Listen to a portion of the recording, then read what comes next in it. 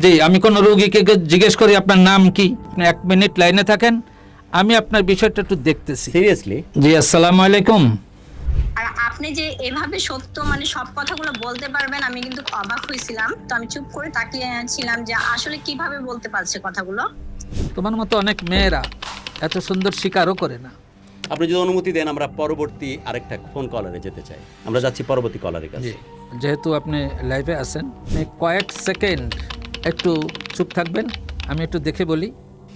ঘুমের মধ্যে শরীরটা নড়াচড়া করে উঠে হঠাৎ মায়ের উপর মেজাজ খুব গরম হয়ে যায় হঠাৎ, হ্যাঁ, যে আপনার মেজাজটাকে আপনি ধরে রাখতে পারতেছেন না, বেসামাল হয়ে যান।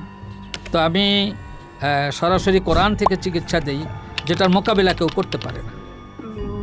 না, আমার বিয়েতে কি এই কারণে বাধা আসতে? হ্যাঁ, এ কারণে